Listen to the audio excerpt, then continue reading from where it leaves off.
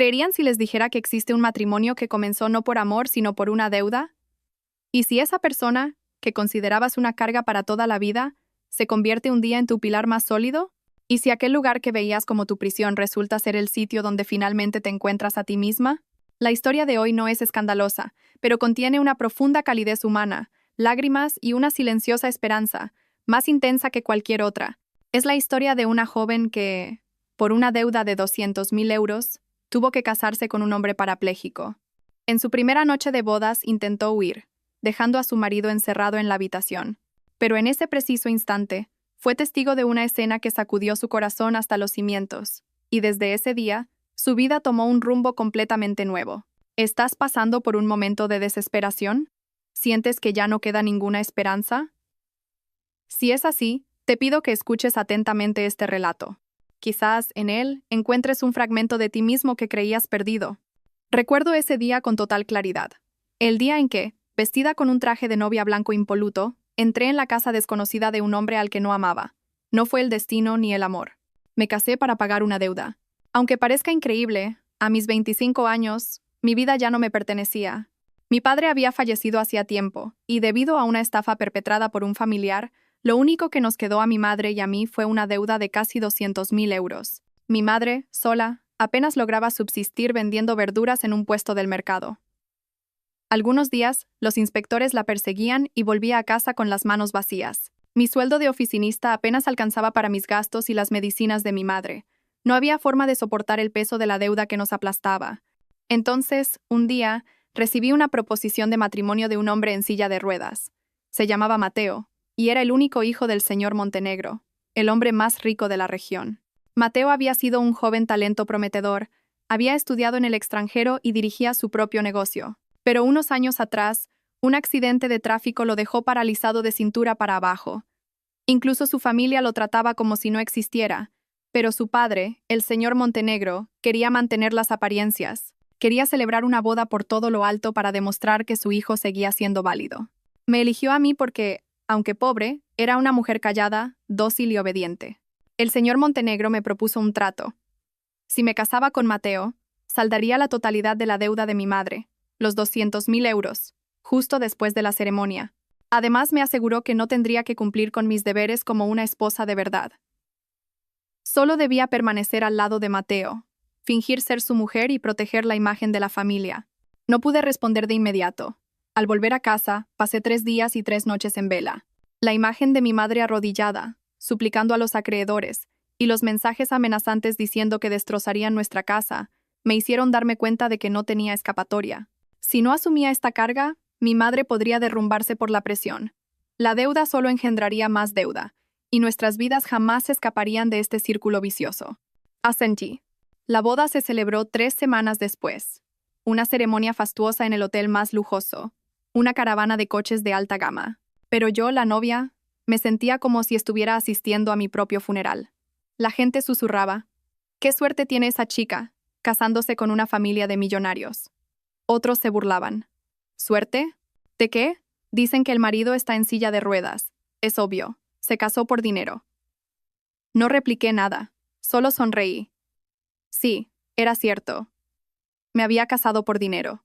La suite nupcial estaba llena de flores blancas, una cama de terciopelo rojo y el aroma de un costoso perfume francés. Pero mi corazón, reflejado en el espejo, dolía como si alguien lo estuviera arañando.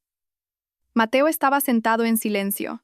Su mirada, profunda y fría, no mostraba la menor vacilación. Solo dijo una frase: «No es necesario que finjas. Sé que no quieres estar aquí». Aparté la mirada. No sabía si sentirme aliviada o triste, pero una idea comenzó a germinar en mi mente. Si ya me han dado el dinero y la deuda está saldada, ¿qué razón tengo para seguir aquí? Esa noche, cuando toda la casa dormía, me levanté en silencio y metí algo de ropa en una maleta. Al dirigirme a la puerta, dudé un instante. Por alguna razón, me giré para mirarlo de nuevo. Mateo seguía sentado con los ojos cerrados. Sabía que no dormía, pero no me detuvo. Salí, sintiéndome tan ligera como si me hubiera quitado un peso inmenso de encima. Sin embargo, al llegar a la puerta principal, recordé el comprobante de pago de la deuda de mi madre. Necesitaba la prueba de que habían pagado el dinero. Regresé a la casa. Todo estaba en silencio, y la puerta del dormitorio estaba entreabierta. En el momento en que entré, me quedé helada. Mateo estaba intentando caminar. No con sus piernas, sino con sus brazos.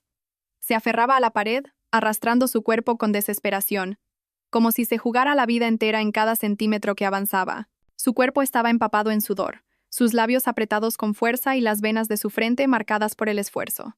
De las heridas en sus codos brotaba sangre. No sé cuánto tiempo permanecí allí, de pie. Solo sé que, en ese instante, algo dentro de mí se derrumbó. No fue por compasión, fue porque me sentí terriblemente miserable y pequeña. Ese hombre no era la persona débil que yo había imaginado. Salí de la habitación como si huyera, pero esta vez no era porque quisiera escapar de allí. Era porque tenía miedo de mí misma. Me acurruqué en las escaleras del patio trasero, todavía aferrando con fuerza el asa de la maleta, como si fuera mi último salvavidas. A medida que la noche avanzaba, el viento frío se colaba por mi ropa, pero no era nada comparado con el frío que sentía en mi alma. No lloré, no podía. Algo en mi corazón se había roto. No era amor. No tenía la capacidad de amar en ese momento. Era ese pequeño atisbo de humanidad, esa pizca de orgullo que creía haber conservado hasta el final. Había intentado huir de este matrimonio por contrato, de mi marido parapléjico, de todo lo que consideraba una tragedia, pero al ver a Mateo, solo en la profunda noche, practicando para caminar, me di cuenta de lo aterradoramente pequeña y egoísta que era. No entendía por qué se esforzaba tanto. No habíamos intercambiado ni una sola palabra sobre nuestro futuro. Él mismo me había dicho que no necesitaba que actuara como una esposa real, que solo importaban las formas. Sin embargo, la imagen de su cuerpo empapado en sudor, arrastrando con dificultad sus piernas inmóviles mientras se aferraba a la pared, me dejó en shock. No necesitaba demostrarle nada a nadie, pero estaba intentando demostrárselo a sí mismo. Y yo, en cambio, había intentado tomar el camino más fácil, huir. El sonido de una puerta abriéndose a mis espaldas me sobresaltó. Era Mateo. No sé cómo había llegado hasta allí, quizás me había oído. Estaba sentado en su silla de ruedas, con una manta sobre las piernas. Todavía no te has ido. No respondí, solo giré la cabeza. Si quieres irte, vete, pero no vuelvas nunca más. Su voz no contenía ira, solo la misma frialdad de una noche de escarcha. Me mordí el labio. De repente, sentí un nudo amargo en la garganta. He vuelto a por el justificante del pago de la deuda de mi madre. Mateo asintió. Giró su silla, entró en la casa y regresó con un pequeño sobre. Aquí está, con el sello y la firma del presidente. Ya no hay nada que te ate a este lugar. Me tendió el sobre con una mano firme. Su mirada era cruelmente serena. Lo tomé y me quedé quieta un momento. Algo no se sentía bien. Con el comprobante en la mano, todo debería haber terminado, ¿no? Entonces, ¿por qué sentía el corazón tan pesado? ¿Por qué practicas para caminar? Las palabras salieron de mi boca sin que pudiera controlarlas. Mi voz temblaba. No tienes por qué hacerlo. Mateo guardó silencio por un instante, y luego respondió, con una voz tan baja como un susurro. Porque no quiero ser una carga para nadie. Y porque quiero vivir como una persona. Lo miré. Por primera vez, lo miré de verdad. Sus ojos profundos ya no eran fríos como el día de la boda. En su lugar, había un dolor ya familiar y una fortaleza que inspiraba respeto. ¿Me odias mucho?, le pregunté. No respondió secamente. Pero me sentí decepcionada. Su respuesta me oprimió el corazón. A veces, la indiferencia duele más que el odio. Apreté el sobre. Como alguien que ha cerrado un trato, debería dar media vuelta y marcharme. Pero mis pies no se movían. Mateo ya no me miraba. Giró su silla para volver a entrar. Fue entonces cuando lo llamé, con urgencia. Mateo, ¿podrías darme unos días más? No quiero irme esta noche. No es por miedo, es porque he empezado a querer conocerte mejor. Bajé la cabeza. Tengo una deuda contigo que debo pagar. La deuda de mirarte como te mereces. Mateo no respondió, pero condujo su silla de ruedas hacia el dormitorio y no cerró la puerta con llave. Quizás fue un permiso silencioso, o quizás estaba demasiado cansado para discutir más conmigo. Poco después entré en la habitación. Ya no se sentía como una cárcel que me aprisionaba. Extrañamente, se sentía en calma. Mateo estaba acostado de espaldas a la pared. Me acosté en la cama contigua. Éramos dos extraños, en silencio, pero atados por un mismo destino. Esa noche no dormí nada. La imagen de Mateo arrastrándose por el suelo, centímetro a centímetro, la mirada desesperada en sus ojos llena de un anhelo de vivir, no se apartaba de mi mente. A la mañana siguiente me levanté temprano. Sorprendentemente, Mateo ya estaba despierto. Estaba junto a la mesa, usando sus brazos para servirse un vaso de leche caliente. ¿No llamas a la asistenta? No tienen la obligación de hacerlo todo por mí. Pero podrías caerte. Si me caigo, me levanto, respondió con indiferencia. Me acerqué dudando. Deja que te ayude. Mateo me miró. Su mirada era diferente a la de anoche. Un poco más suave, pero todavía con un matiz de cautela. Asintió y deslizó el vaso de leche hacia mí. Desde ese día, me quedé en esa casa. No por obligación, sino por decisión propia. Ayudaba a Mateo con pequeñas tareas. Desayunábamos juntos e intercambiábamos algunas frases sin importancia. Él nunca preguntó por qué me quedaba, y yo nunca di explicaciones. Todo fluía en silencio, como el humo, pero por dentro, una multitud de emociones se movía sin hacer ruido. Comencé a darme cuenta de que Mateo no era simplemente un hombre con una discapacidad. Era alguien que se había levantado de la adversidad, había saboreado el éxito y había sido derribado por el destino. El accidente le había arrebatado sus piernas, pero no su orgullo. Y por primera vez en mi vida, comprendí que algunas personas, incluso sentadas en una silla de ruedas, pueden mantenerse más erguidas en el corazón de otros. Y yo, aunque físicamente intacta, a veces vivía por debajo de mis propias limitaciones. No sabía cuánto tiempo más me quedaría allí, pero sabía que este matrimonio no era la peor de las condenas de la que debía huir de inmediato. Si me marchaba ahora, no solo abandonaría a Mateo, sino también a esa parte de mí, más humana, que acababa de empezar a despertar. Habían pasado 3 días desde la noche en que intenté huir. Nadie mencionó lo sucedido. Nadie habló del sobre que contenía el justificante de que la deuda de 200.000 euros de mi madre había sido saldada. Pero aunque nadie dijera nada, sabía que entre Mateo y yo todavía existía una distancia silenciosa e inconfesable. Vivíamos como compañeros de piso, corteses y amables pero nada cercanos.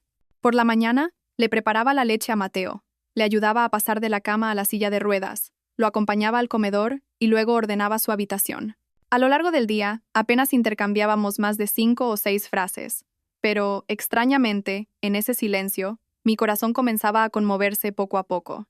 Empecé a fijarme en los pequeños detalles.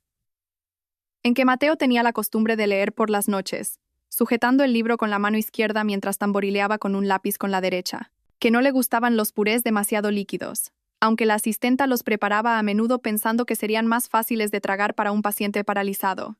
Después de comer, siempre se limpiaba la boca él mismo y doblaba la servilleta meticulosamente.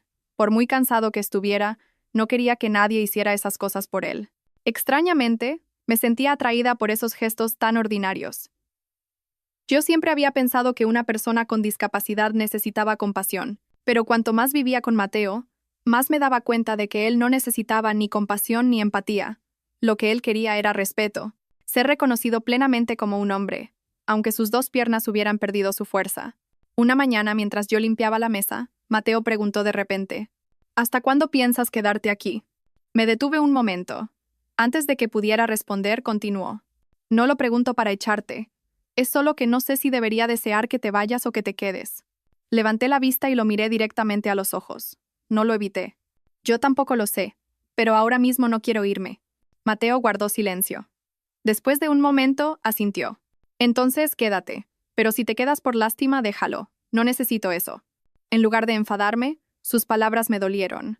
Me dolió que él pensara que yo podía sentir lástima por él, y me dolió pensar que quizás tenía razón.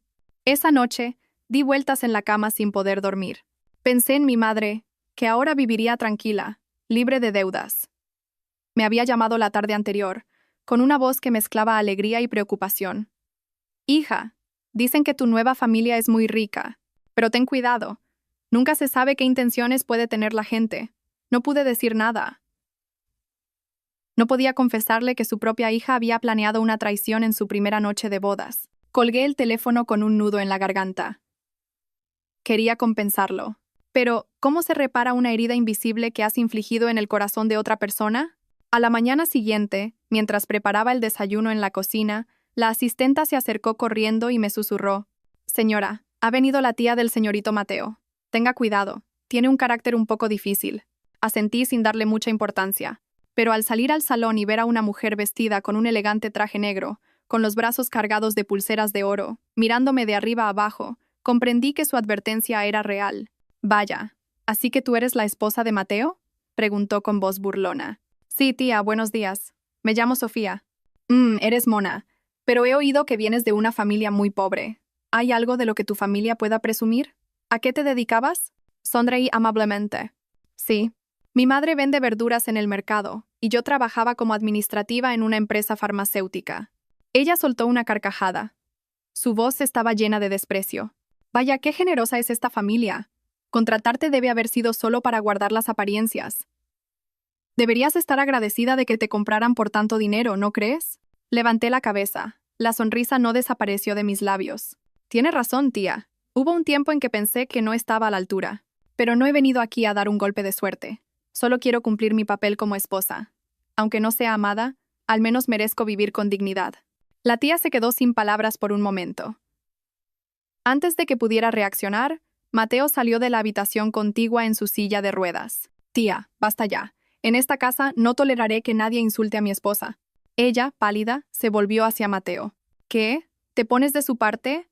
¿A favor de una chica comprada por deudas? Sea quien sea, no tienes derecho a tratarla así. La voz de Mateo era firme. Me quedé helada. Era la primera vez que alguien me defendía delante de otros. No por honor, ni por amor. Simplemente porque era su esposa. La tía se fue, incapaz de contener su ira. Mateo se volvió hacia mí. Su mirada era serena como un atardecer. Lo siento. Siento que hayas tenido que escuchar eso. Negué con la cabeza. No te preocupes. En realidad estoy acostumbrada. Pero no deberías acostumbrarte a que te hagan daño. Nadie merece escuchar esas palabras, Sofía. Giré la cabeza. Sentí como si alguien me hubiera agarrado suavemente el corazón. No dolía, pero era un agarre muy firme. Esa noche, cuando volví a la habitación y me metí en la cama, Mateo fue el primero en hablar. Sofía, gracias por no irte. Me mordí el labio. Después de un momento respondí en voz baja. Y gracias a ti por no odiarme, Mateo. Mateo no respondió. Pero pude sentir que su respiración se había vuelto más tranquila, como si algo dentro de su corazón también hubiera comenzado a derretirse suavemente. Después del pequeño enfrentamiento con su tía, pensé que la relación con Mateo se suavizaría un poco. Al menos, ya no nos tratábamos como extraños viviendo bajo el mismo techo. Pero justo cuando todo comenzaba a sentirse un poco más cómodo, un suceso inesperado se acercó en silencio. Fue tan ligero como una brisa pasajera, pero a su paso, arrasó incluso la paz que apenas comenzaba a brotar. Era un sábado por la mañana. Estaba tendiendo la ropa en el patio trasero cuando sonó mi teléfono. Era un número desconocido, pero pensé que podría ser un conocido de mi madre o un antiguo compañero de trabajo, así que contesté. Dígame, soy Sofía. Una voz de hombre baja, ronca y escalofriantemente familiar llegó desde el otro lado. Sofía, soy yo. Me quedé helada en el sitio. ¿Cuántos años habían pasado? Esa voz. No podía ser. ¿Daniel? Sí, soy yo. Acabo de llegar a Madrid. Te he estado buscando. Mi cuerpo se paralizó y mis manos temblaron tanto que casi dejó caer el teléfono. Era él. El hombre al que había amado locamente, por el que había esperado durante 3 años, solo para encontrar un final miserable. El hombre que había desaparecido sin decir una palabra, dejándome sumida en el dolor y la traición. ¿Cómo conseguiste mi número? Pregunté, con la garganta seca. Se lo pregunté a tu madre. Sé que te has casado, pero quería verte solo una vez. De verdad, solo una vez. Estoy delante de tu casa. Como si hubiera recibido una descarga eléctrica, corrí hacia la puerta principal sin pensar. Y, efectivamente, allí estaba él, todavía alto y delgado, con la misma mirada que una vez había derretido mi corazón. Pero yo ya no era la soñadora de 22 años. Era la esposa de un hombre. Aunque fuera un matrimonio por contrato, no podía permitirme una traición. No deberías haber venido aquí, dije, con una firmeza que me sorprendió a mí misma. Daniel bajó la cabeza. Con las manos en los bolsillos parecía muy inquieto. Lo siento. Siento haberme ido sin decir nada. De verdad, no tuve otra opción. El negocio de mis padres quebró, me fui a Barcelona a trabajar en la construcción y tuve un accidente. Cuando desperté, había perdido todos mis contactos. Me quedé allí sintiendo mi corazón latir con fuerza. Odio, dolor y fragmentos de recuerdos rotos me invadieron de golpe. Estoy casada. No deberías estar aquí. ¿Pero eres feliz? Preguntó Daniel suplicante. ¿Feliz? Estuve a punto de decir que sí, pero mis labios no se movieron. ¿Soy feliz? Mateo y yo nunca nos hemos amado. Intenté huir. Hasta ahora, nuestra relación es algo ambiguo, sin nombre. Por favor, déjame en paz. Le debo demasiado a una persona. No quiero hacer nada que pueda herirle. Daniel no dijo nada más. Me miró durante un largo rato y luego se dio la vuelta, con pasos pesados, como si cargara con toda la tristeza del mundo. Volví a casa con el corazón hecho un lío. Al entrar, vi a Mateo sentado en el salón. Su mirada estaba fija en la puerta, como si llevara mucho tiempo allí sentado. ¿Quién era?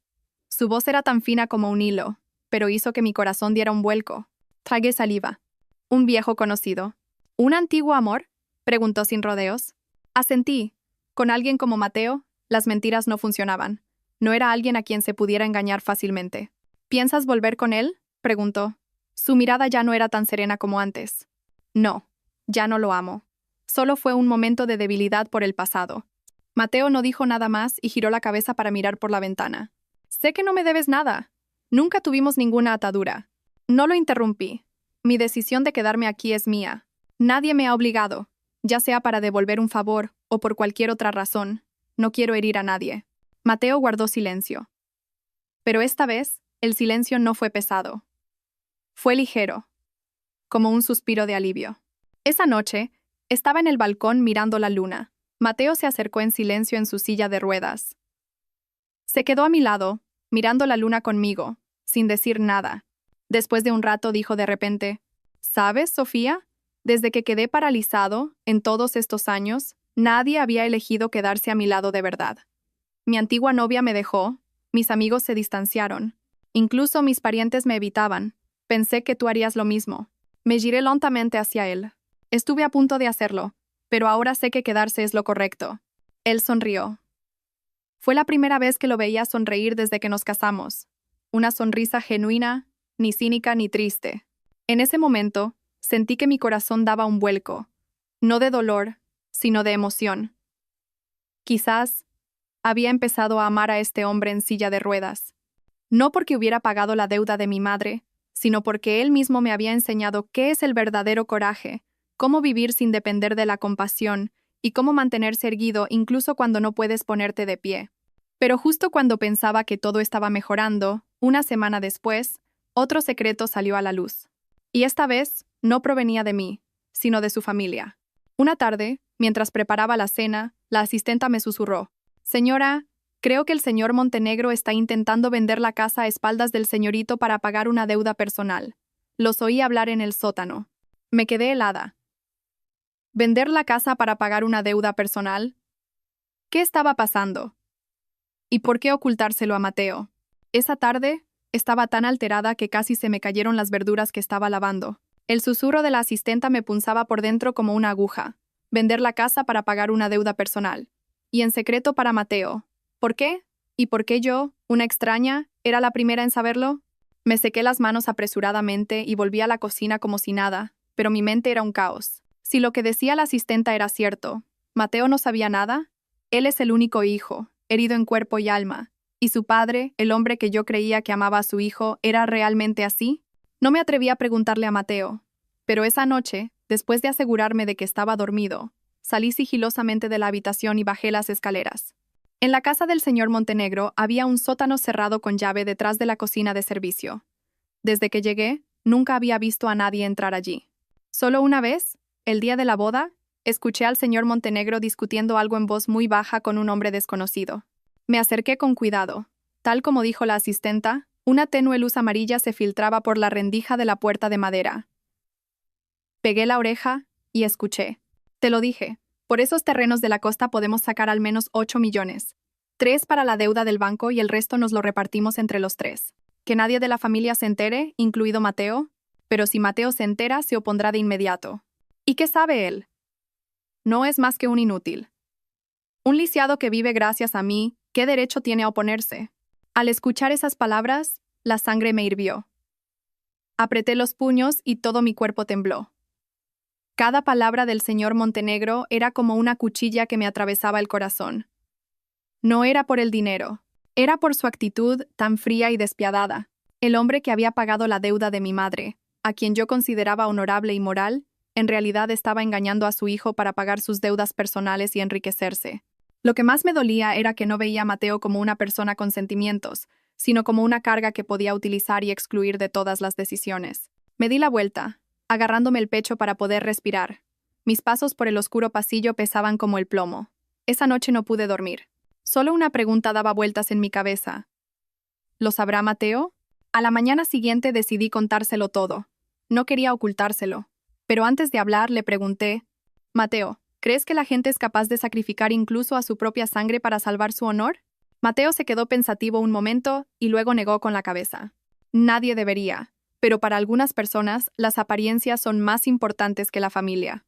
Asentí y empecé a hablar lentamente.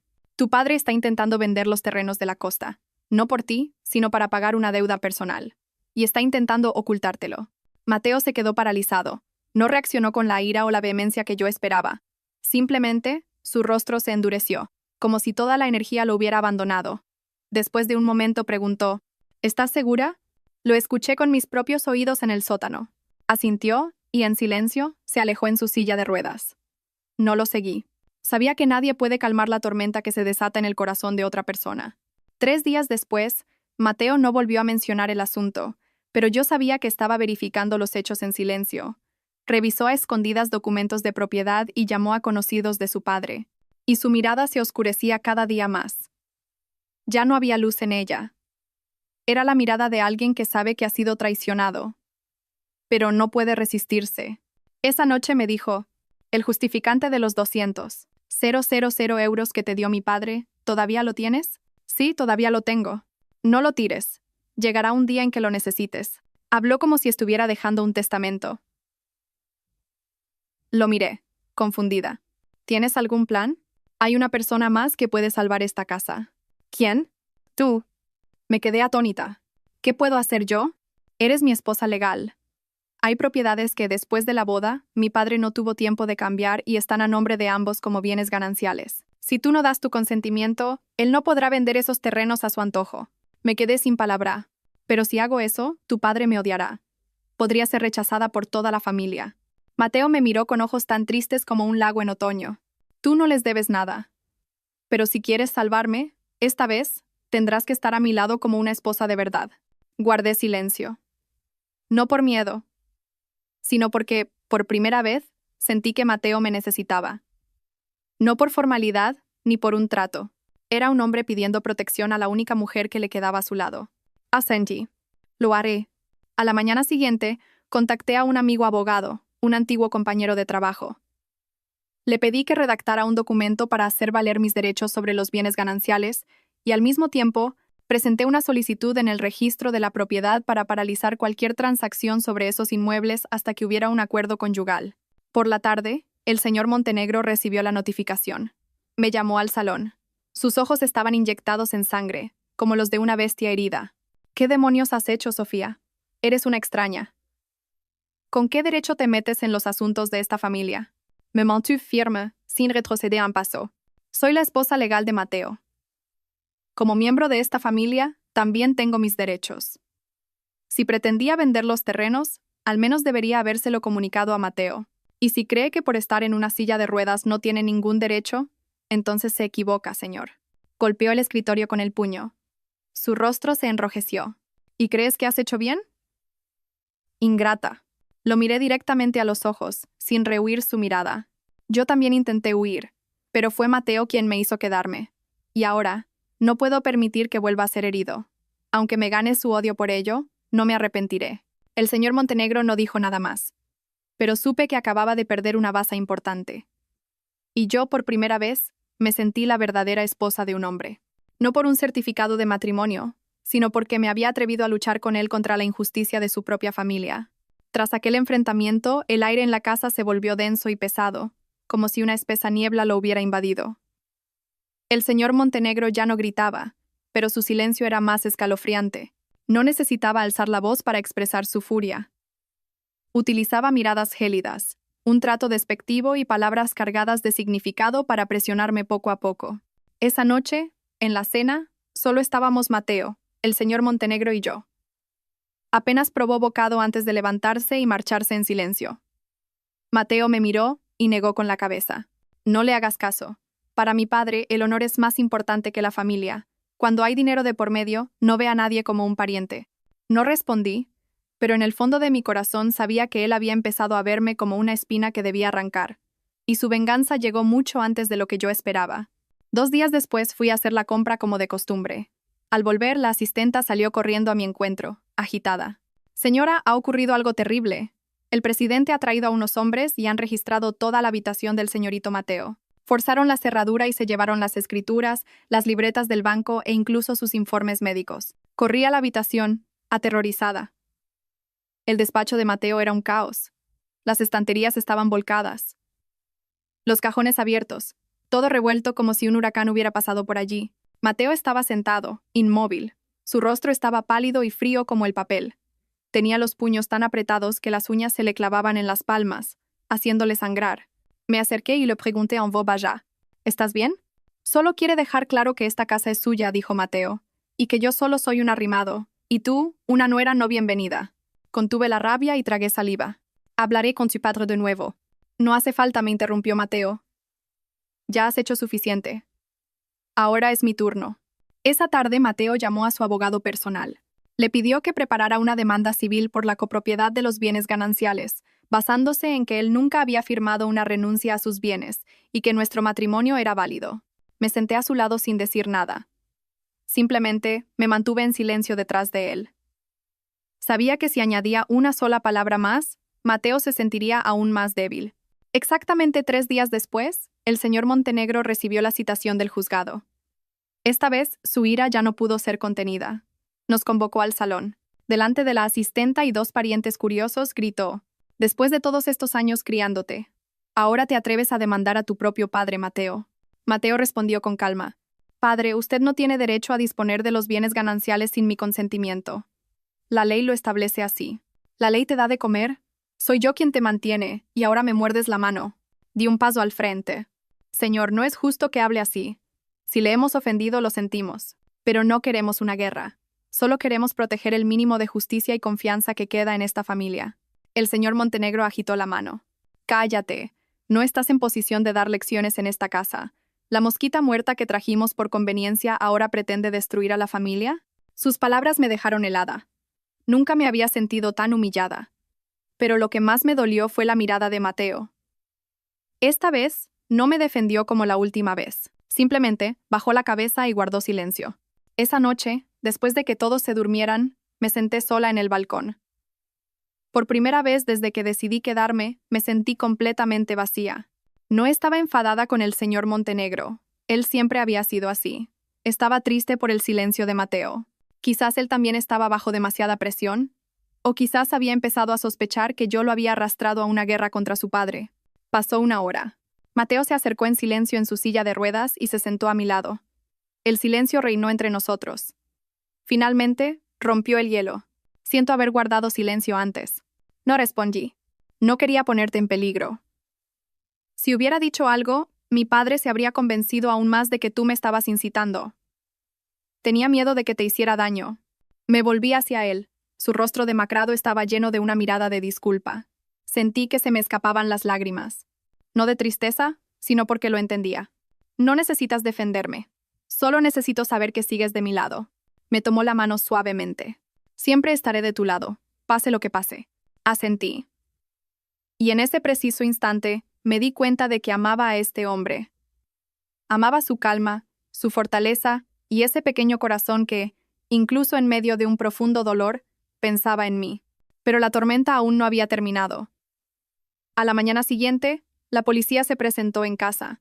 Me entregaron una citación. Se había presentado una denuncia anónima acusándome de matrimonio fraudulento para apropiarme de los bienes de mi marido. Mi cuerpo se paralizó. El rostro de Mateo se tornó lívido de ira. Intentó incorporarse y gritó: «Sé perfectamente quién ha hecho esto». ¿Hace falta que diga su nombre en voz alta? Todos los presentes guardaron silencio. El señor Montenegro seguía bebiendo su té, sin decir nada. Ni lo negó, ni lo refutó. Pero su mirada era suficiente para saber que esta era su verdadera venganza. Esa mañana, el ya gélido ambiente de la casa se tornó más oscuro que nunca. El sonido del coche de policía en la puerta hizo que la asistenta casi dejara caer la tetera que servía. Me quedé inmóvil. El oficial, con voz seca, me entregó la citación. No parecía grave, pero era suficientemente intimidante. Señora Sofía García, deberá presentarse a declarar en relación a una denuncia por presunto matrimonio fraudulento con fines de apropiación de bienes. Preséntese mañana a las 8 de la mañana en comisaría. Recibí el papel con ambas manos. El sello rojo sobre él parecía una herida. Sabía quién había orquestado todo esto. No podía ser otro que el señor Montenegro. Su actitud indiferente mientras bebía el té, como si no tuviera nada que ver, era la prueba más clara. Miré a Mateo. Su rostro estaba encendido de ira, y sus manos, que agarraban los reposabrazos de la silla, temblaban ligeramente. «Iré contigo», Sofía dijo Mateo con firmeza. «No, estoy bien». Le apreté suavemente el hombro. «Iré sola. Si no he hecho nada malo, no tengo nada que temer». Mateo me miró, con los ojos llenos de preocupación, pero finalmente asintió. Aún no soltaba mi mano. Esa noche, di vueltas en la cama sin poder dormir. Recordé cada uno de los días que había vivido en esa casa, desde el día de la boda, el momento en que intenté huir, hasta la noche en que lo vi arrastrarse con sus brazos. Todos los momentos en los que elegí quedarme y decidí enfrentarme a todo junto a él pasaron por mi mente como una película a cámara lenta. Yo, que una vez me consideré solo una actriz interpretando el papel de esposa, ahora estaba en el centro de la tormenta de una familia adinerada pero llena de intrigas. No me arrepentía de haberme quedado, pero por primera vez me pregunté si no había ido demasiado lejos. A la mañana siguiente, me puse una camisa blanca, me recogí el pelo pulcramente y sin maquillaje me dirigí a la comisaría. Quería que la gente me viera como realmente era, no como una nuera falsa ni una estafadora, sino como una mujer con dignidad que se mantenía al lado de su marido, dispuesta a superarlo todo. Un inspector me condujo a una pequeña sala de interrogatorios. Había 2 personas, el inspector encargado y una mujer que parecía una asesora legal. Señora Sofía García, se ha recibido una denuncia anónima. El contenido alega que usted se casó con su marido aprovechándose de su discapacidad para apropiarse de los bienes familiares. ¿Tiene algo que decir al respecto? Respiré hondo y levanté la cabeza. Me casé con el señor Mateo Montenegro, con el consentimiento pleno de ambas partes, y formalizamos un matrimonio legalmente válido. Si es necesario, puedo presentar los informes médicos de mi madre, el justificante de que mi familia política saldó una deuda y el documento de liquidación de deuda firmado por el señor Montenegro, quien presumo que es quien me ha denunciado. Sin embargo, hay un testimonio que afirma que durante su convivencia con su marido, usted mantuvo una relación inapropiada con otro hombre. Mi corazón dio un vuelco. Parecía que también sabían de la visita de Daniel. Respondí con calma. Es cierto que un antiguo novio vino a buscarme, pero no reanudé ninguna relación con él. Vino a disculparse por el pasado, y todo terminó ahí. Si es necesario, pueden revisar las cámaras de seguridad de mi casa. Pueden probar que no estuvo más de 5 minutos. El inspector me miró fijamente durante un largo rato y luego asintió. La mujer a su lado anotó algo en sus papeles. Después de un momento, el inspector añadió: para el careo, también citaremos al señor Montenegro padre y a su marido. Hasta que termine la investigación, no puede abandonar su lugar de residencia sin autorización. Asentí y salí de la comisaría. Mi mente era un torbellino. No era la investigación lo que me asustaba. Me preocupaba qué pensaría Mateo de todo esto. Al llegar a casa, Mateo me estaba esperando en la puerta. Estaba sentado en su silla de ruedas bajo el sol, sin sombrero, con la frente perlada de sudor. ¿Estás bien?, preguntó, preocupado. Negué con la cabeza y me senté a su lado. Con una mano le sequé el sudor de la frente y con la otra le apreté la suya. Estoy bien, pero tu padre no se detendrá aquí. Mateo me apretó la mano con fuerza. Entonces tendremos que ser más fuertes. Esa noche, por primera vez desde que nos casamos, Mateo me llamó a su despacho. Me entregó un fajo de documentos. Esta es una lista de todas las propiedades que están a mi nombre. Guárdala tú, para que sepas qué hacer si algo me pasa. Miré a mi marido, con un nudo en la garganta. No quería sus cosas. No quería convertirme en la persona que todos decían que era, una cazafortunas. Pero, por primera vez, sentí que confiaba plenamente en mí. Asentí y tomé los documentos. Te lo prometo, protegeré lo que tanto valoras. 2 días después, se celebró el careo en la comisaría. Acudimos Mateo, el señor Montenegro y yo. Nada más entrar en la sala, el señor Montenegro me fulminó con la mirada. Pero no bajé la cabeza. Ya no era la mujer que se asustaba fácilmente. El inspector le preguntó al señor Montenegro: «Señor Montenegro, ¿es cierto que usted personalmente saldó una deuda de la madre de su nuera justo después de la boda de su hijo?» El señor Montenegro dudó un momento y luego asintió. «Así es. Fue para mantener las apariencias de la familia, pero esa mujer se casó con mi hijo solo para conseguir ese dinero. Después de la boda, no lo cuidó como una esposa debería. El inspector se volvió hacia Mateo. Señor Montenegro, hijo, ¿qué opina usted? Mateo respiró hondo y dijo, con voz clara y firme, Sofía es mi esposa legal. Intentó marcharse, pero eligió quedarse de nuevo, no por dinero, sino por mí. Me ha cuidado e incluso me ha protegido de la presión injusta de mi propia familia. Si alguien dice que se casó conmigo por interés, esa persona debería mirarse primero a sí misma y preguntarse quién está utilizando a otros para encubrir sus propias faltas. La sala se quedó en silencio. Solo se oía el sonido de un bolígrafo escribiendo sobre el papel. En ese momento, supe que ya no estaba sola. Nunca olvidaré ese día. El momento en que Mateo, en la sala de interrogatorios de la comisaría, frente a 3 policías y su propio padre, declaró: si tengo que elegir entre el honor de la familia y la verdad, elijo la verdad, porque lo único que puede proteger el corazón de una persona es la verdad. Sus palabras resonaron como una campana en medio de la tensa atmósfera. El señor Montenegro no reaccionó de inmediato. Solo vi cómo sus nudillos se ponían blancos al apretar los reposabrazos de la silla, pero supe que no era por emoción, sino por una furia extrema. Desde ese día, el ambiente en la casa pasó de la tensión a la oscuridad. El señor Montenegro ya no gritaba ni lanzaba indirectas. Eligió el silencio absoluto, un silencio peligroso. Y 3 días después, la última carta que había estado ocultando durante tanto tiempo salió a la luz. Era domingo por la mañana. Mientras preparaba el desayuno, sonó el timbre. En la puerta había una mujer desconocida. Vestía con elegancia, llevaba gafas de sol y sostenía la mano de un niño de unos 5 o 6 años. Disculpe, ¿es esta la residencia del señor Montenegro? Me sorprendió un poco, pero respondí cortésmente. Sí, lo es. Adelante. Ella me escrutó de arriba abajo y luego dijo sin rodeos: soy la madre del hijo de su marido, Mateo Montenegro. Me quedé paralizada. Mi corazón pareció detenerse por unos segundos. ¿Perdón? ¿Qué ha dicho? Balbuceé, con la garganta seca. Lo que ha oído. Este niño es el hijo de su marido, Mateo. Yo soy su madre. Si no me cree, llámelo y compruébelo usted misma. No podía creer lo que oía. ¿Mateo tenía un hijo? Si era cierto, ¿por qué nunca me lo había dicho?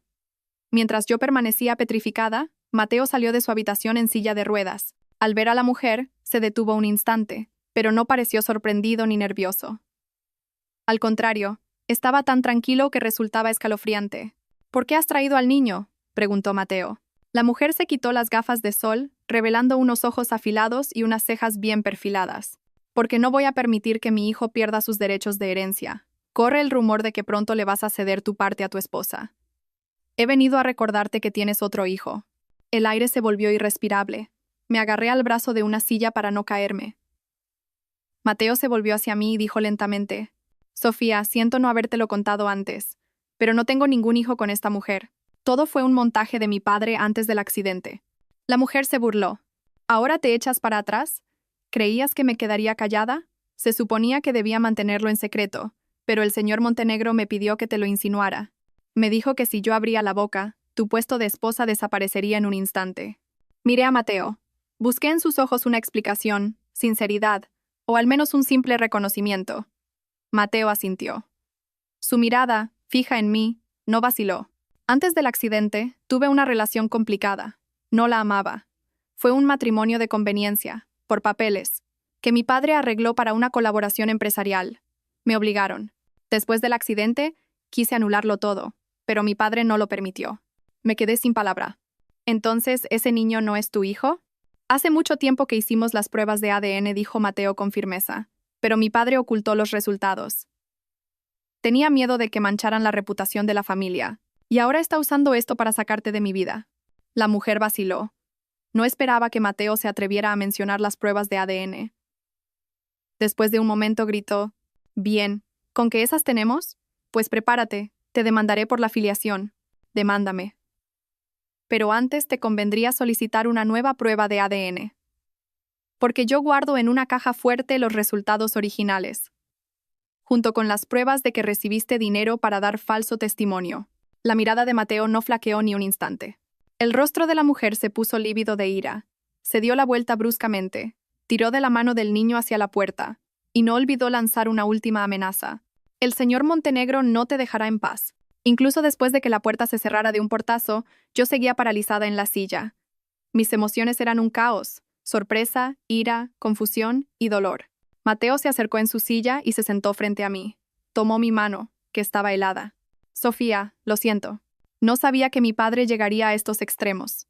Iba a contártelo todo cuando esto acabara. Es culpa mía. No debería haberlo ocultado.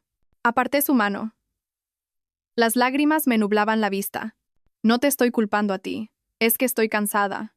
Realmente, estoy muy cansada. ¿Por qué todo tiene que ser tan complicado? Supongo que porque nací en una familia que no sabe lo que es el afecto. Las palabras de Mateo me dejaron sin aliento. El hombre que había perdido sus piernas y su fe en el amor ahora era reducido a una herramienta comercial por su propio padre, y tenía que soportar con su propio cuerpo esa cruel venganza. Lo miré. Mi corazón dolía como si lo estuvieran cortando con un cuchillo. Pero por primera vez en mi vida quise hacer algo por él. No por gratitud, ni por una deuda, porque lo amaba de verdad. Me sequé las lágrimas y dije con voz temblorosa: no tienes que disculparte, superaremos esto juntos. No dejaré que nadie te expulse de este mundo como si fueras un objeto roto. Mateo se mordió el labio. Sus ojos se enrojecieron. No lloró. Pero supe que si hubiera podido levantarse, me habría abrazado con todas sus fuerzas. Al día siguiente, Mateo publicó los resultados de la prueba de ADN en sus redes sociales, con una declaración contundente. Actualmente no tengo ningún hijo de ninguna relación matrimonial. Se emprenderán acciones legales contra cualquier falsedad. La publicación causó un gran revuelo. Parientes, vecinos y socios comerciales comenzaron a susurrar, y el prestigio del señor Montenegro cayó oficialmente por los suelos. Pero yo sabía que eso solo lo convertiría en una persona aún más peligrosa. Desde el día en que Mateo publicó los resultados de la prueba de ADN, esta mansión dejó de ser un hogar cálido. Se convirtió en una jaula, lujosa pero llena de tensión y frialdad. Todos en la casa caminaban en silencio, hablaban en voz baja y evitaban mirarse a los ojos, como si temieran una bomba a punto de estallar. Pero todos sabíamos que lo inevitable estaba por llegar, y llegó antes de lo esperado. Una semana después, un domingo por la mañana, mientras Mateo y yo preparábamos el desayuno, el señor Montenegro bajó de su habitación. Ya no había ira en su rostro. En su lugar había una mezcla de frialdad y una sensación de triunfo, como el de alguien que ha encontrado la última carta para ganar el juego. Esta tarde a las 6, todos en el salón. La familia Montenegro tiene un anuncio que hacer. Habló brevemente y se dio la vuelta sin dar tiempo a preguntas. Miré a Mateo. Frunció el ceño, pero no dijo nada. Ya no había miedo en sus ojos. En su lugar, había la calma de quien anticipa y se prepara para un gran acontecimiento.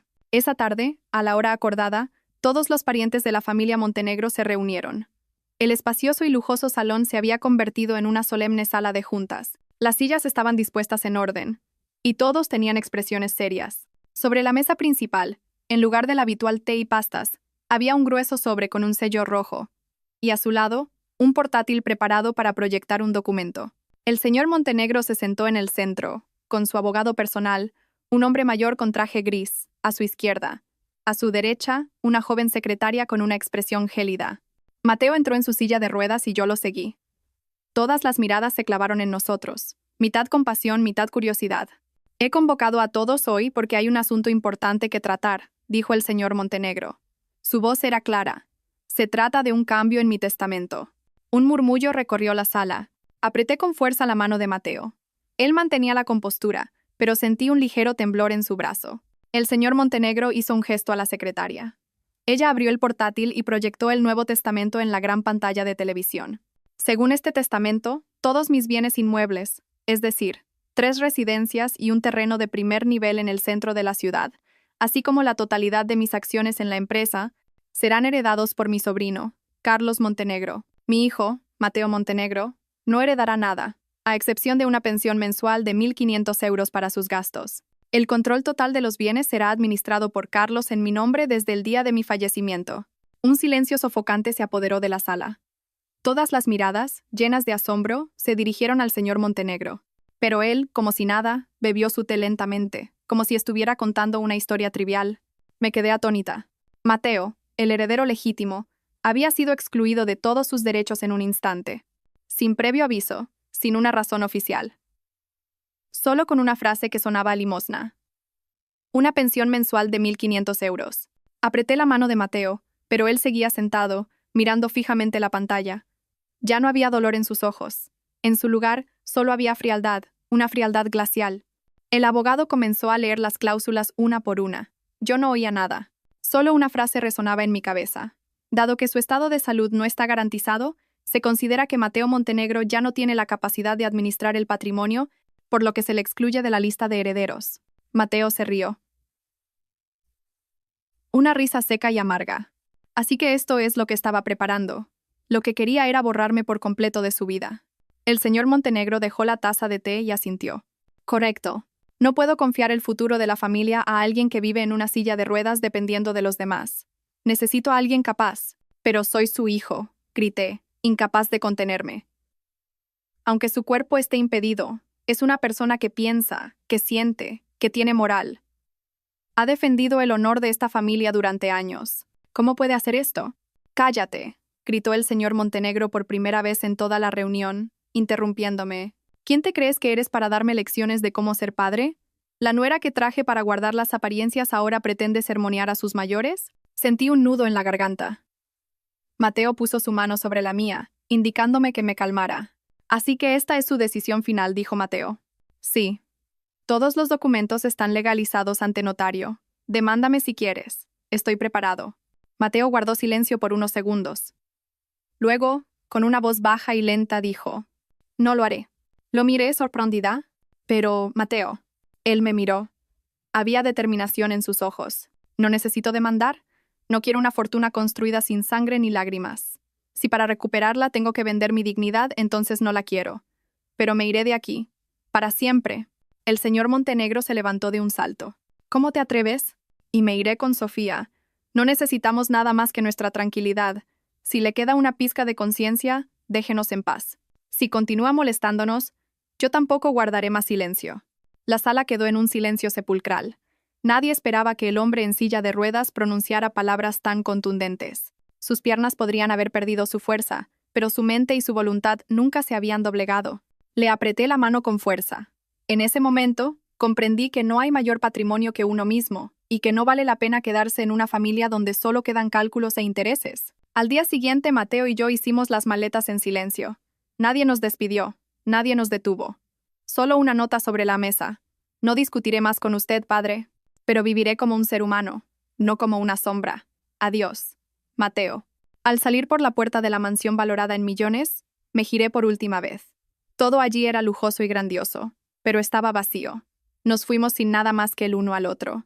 El taxi plateado comenzó a moverse lentamente, alejándose de la lujosa urbanización a la que una vez llegué con un vestido de novia blanco, llena de cálculos, miedos y promesas a mí misma. Ahora me marchaba en silencio, sin ataduras, sin fortuna, sin estatus, pero con el corazón más ligero que nunca. Mateo, sentado a mi lado, me sostenía la mano con fuerza, como si temiera que fuera a desaparecer. Su rostro mostraba el cansancio, pero sus ojos brillaban con una extraña intensidad. Sabía que estaba herido, rechazado por su propio padre con un testamento cruel, objeto de la compasión o el desprecio de toda su familia. Pero, al mismo tiempo, era libre. Libre para empezar de nuevo.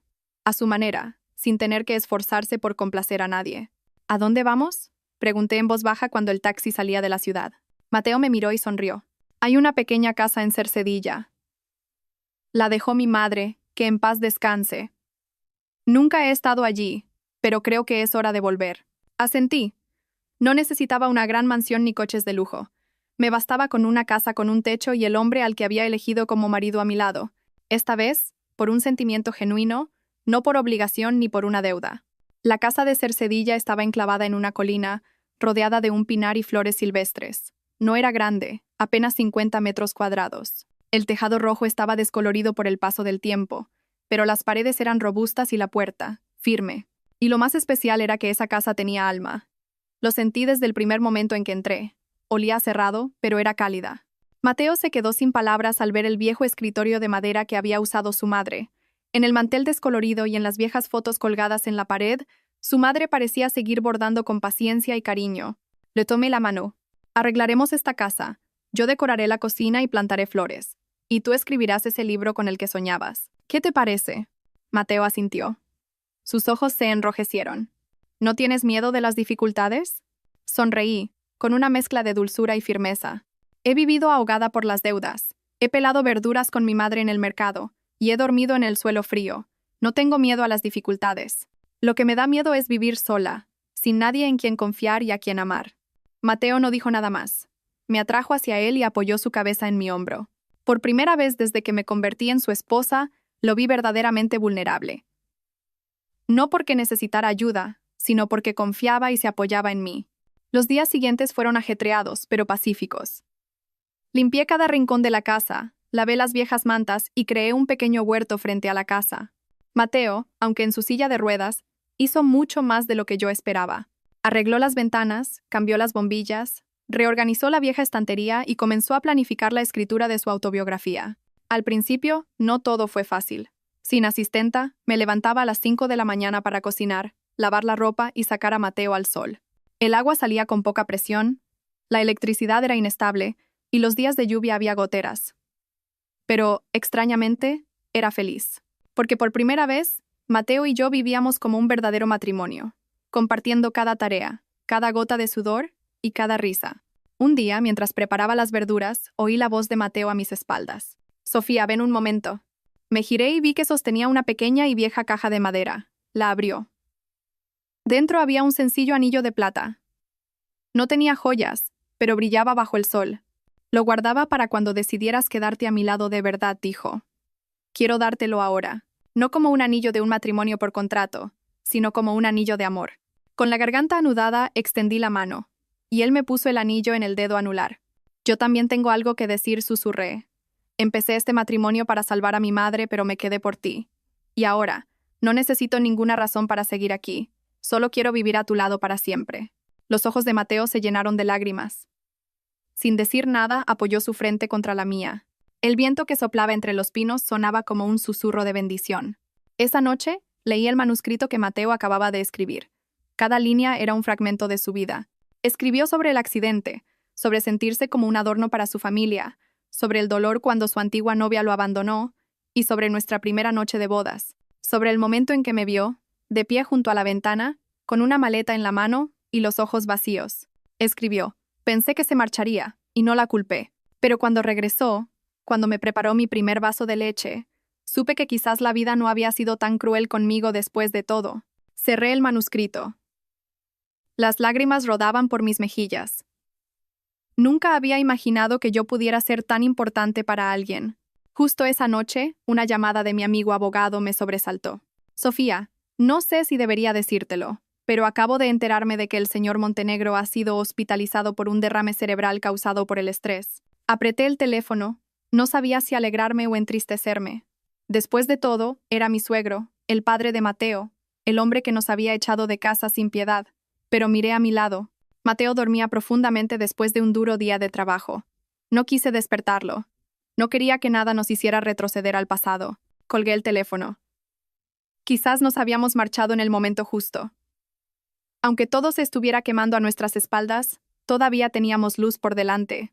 Habían pasado 3 días desde la llamada del abogado. Pensé que todo quedaría olvidado, como una página de un libro cerrado. No le conté a Mateo que su padre había sufrido un derrame.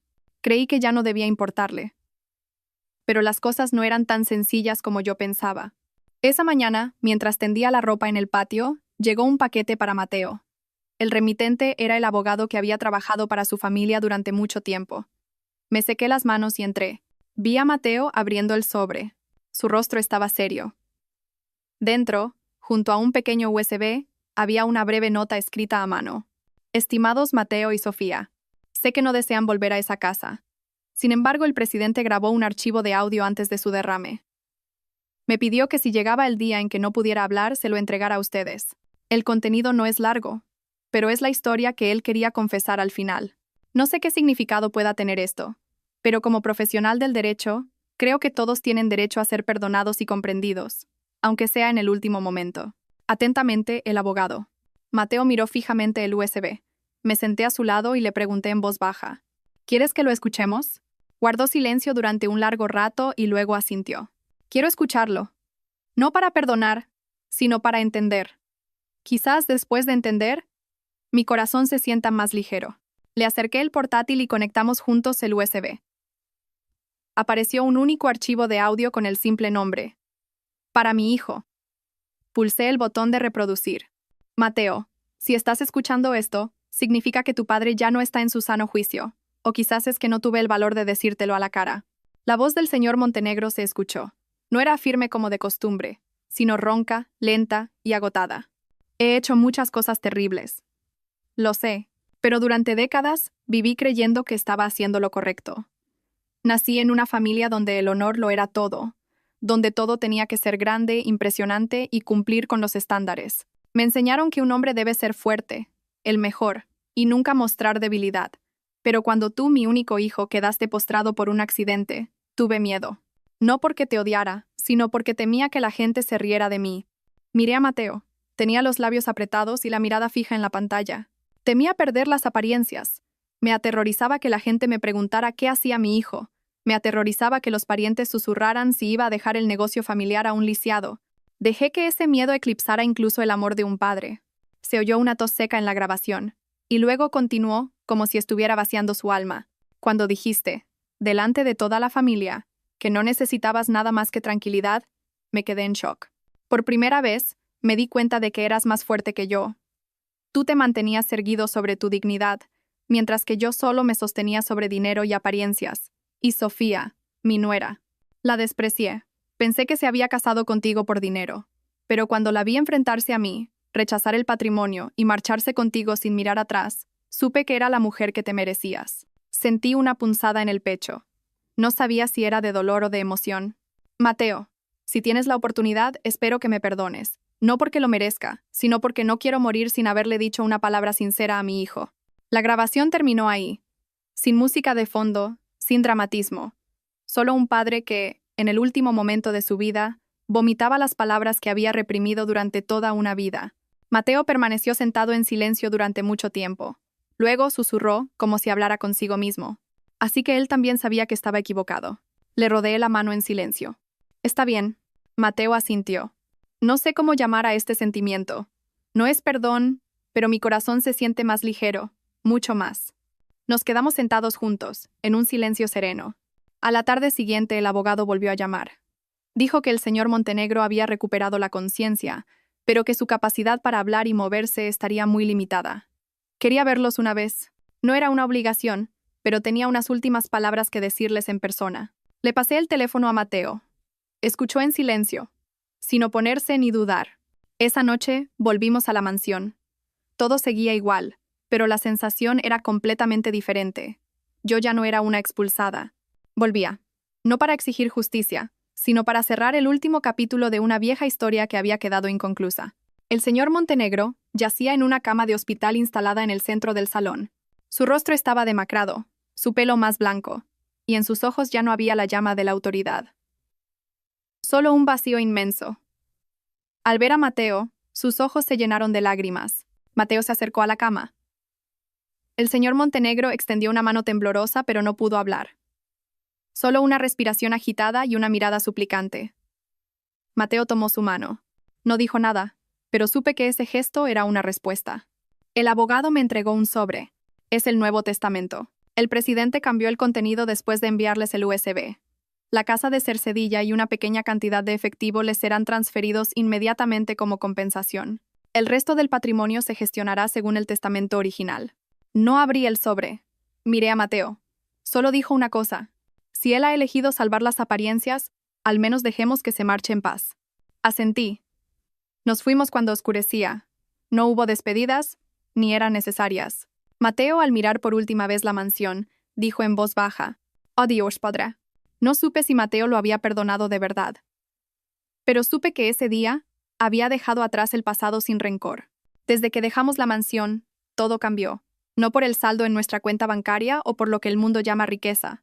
Fue por un cambio en nuestros corazones. Nos volvimos más ligeros, más profundos y llenos de gratitud. La pequeña casa en la colina ya no estaba sola entre las malas hierbas. Mateo y yo la cuidamos juntos, día a día. Pintamos las paredes de blanco y pusimos tejas nuevas. El jardín delantero se llenó de flores y, al lado de la casa, creció el huerto que yo misma planté. La pequeña cocina siempre estaba cálida, llena del olor a comida y el sonido de los platos. A veces, La felicidad es tan simple como eso. Mateo publicó su libro. Recuerdo el día que sostuvo el primer ejemplar impreso, con las manos temblorosas, como un niño que alcanza un sueño por primera vez. El título era Yo me sentaba solo. Era una autobiografía sobre su dolor, la traición, la esperanza y sobre una esposa llamada Sofía. El libro no tuvo una gran promoción, pero en 3 meses se vendieron los 3.000 ejemplares. Muchos lectores le enviaron cartas de agradecimiento. Algunos decían que estaban a punto de renunciar a la vida, pero que su historia les había dado una razón para seguir adelante. Por la noche, leía esas cartas en silencio y lloraba, no de orgullo, sino porque sabía que Mateo se había levantado de verdad. Sus piernas seguían débiles, pero su alma estaba completamente sanada. Unos meses después, mi cuerpo empezó a dar señales extrañas. Cansancio, náuseas, falta de apetito y un antojo constante de cosas ácidas. Mateo pensó que era por el exceso de trabajo, y yo lo atribuí al tiempo. Pero cuando fui al médico, el doctor sonrió al ver la ecografía. Felicidades. Está de más de 6 semanas. Me quedé helada. Nunca me había atrevido a soñar con ser madre. Cuando me casé con Mateo, me había hecho a la idea de que quizás no tendríamos hijos, en parte por su estado de salud y en parte porque sentía que el destino ya me había quitado demasiado como para esperar algo tan hermoso. Así que salí de la consulta y, de pie bajo el sol, apretando la ecografía, lloré como nunca antes lo había hecho. Esa noche, preparé una cena sencilla con los platos favoritos de Mateo. Justo cuando él terminaba de comer, saqué la ecografía del bolsillo y se la mostré en silencio. Tengo algo para ti. Mateo miró la foto durante un largo rato y luego levantó la cabeza. Sus ojos estaban llenos de lágrimas. Sofía, ¿es de verdad? Asentí. No dijo nada más. Solo extendió la mano por encima de la mesa y me apretó la mía con fuerza. Su mano estaba fría, pero su corazón estaba cálido. Esa noche, escribió hasta tarde. A la mañana siguiente, encontré una hoja de papel sobre su escritorio. Era una carta para nuestro bebé. La primera línea decía: Querido hijo mío, quizás papá no pueda enseñarte a correr, pero te enseñaré a nunca derrumbarte ante las cosas más terribles del mundo. Leí cada línea, incapaz de contener las lágrimas. El hombre en la silla de ruedas era la persona más fuerte y tierna que conocía. A medida que mi vientre crecía, Mateo también cambió. Se volcó en su rehabilitación, practicando cada mañana, paso a paso, sujetándose a una barandilla de madera. A veces se caía y se hacía heridas en la frente. Cuando yo corría a ayudarlo, él sonreía y decía: Nuestro bebé nacerá pronto. Quiero recibirlo de pie. Apoyé mi cabeza en su hombro sin decir nada. Comprendí que hay amores que, sin necesidad de grandes palabras, te hacen llorar de emoción. El día que nació nuestro hijo, llovía a cántaros. En la sala de partos me aferré a una foto de Mateo que él me había dado. El médico dijo que estaba agotada y que tendrían que hacerme una cesárea. En mi conciencia borrosa solo recuerdo haber dicho una cosa: hagan lo que sea. Pero por favor, salven a mi bebé. 3 horas después, desperté en la sala de recuperación. Lo primero que vi fue el rostro de Mateo, demacrado pero radiante, y a mi lado, un pequeño ángel que dormía plácidamente. Es un niño. Lo has hecho muy bien. Mi amor susurró a mi oído. Extendí la mano y toqué la mejilla de mi hijo. En ese momento supe que al final de un viaje largo, difícil y lleno de lágrimas, por fin había encontrado la verdadera felicidad. Lo llamamos Leo. Con la esperanza de que, así como él había sido un faro de esperanza para nosotros, también pudiera ser una luz brillante en la vida de los demás. 3 meses después, nos enteramos de que el señor Montenegro había fallecido. El testamento no volvió a cambiar, y no hubo más cartas ni noticias. Se fue en silencio, como una sombra. Miré a Mateo. No lloró. Solo dijo en voz baja: Espero que esté en paz, donde quiera que esté. No fuimos al funeral, no por odio, sino porque ya nos habíamos despedido hacía mucho tiempo. Ahora cada mañana me despierto con el canto de los pájaros, la risa de mi hijo y el sonido del teclado de Mateo escribiendo su segundo libro. La pequeña casa en la colina, el hombre en silla de ruedas, la mujer que una vez quiso huir y un bebé regordete se han convertido en una familia normal, pero sólida como una montaña. Alguien me pregunta: si tuvieras la oportunidad de elegir de nuevo, ¿te casarías con un hombre parapléjico? Y yo respondo con una sonrisa: no lo elegí solo una vez, lo elijo todos los días de mi vida. Queridos suscriptores, a veces lo que nos hace fuertes no son nuestras 2 piernas, sino un corazón que se levanta de nuevo incluso después de ser herido. Y lo que construye una familia no es la riqueza, sino la confianza mutua, el compañerismo y el coraje de agarrarse fuerte de la mano cuando llega la tormenta.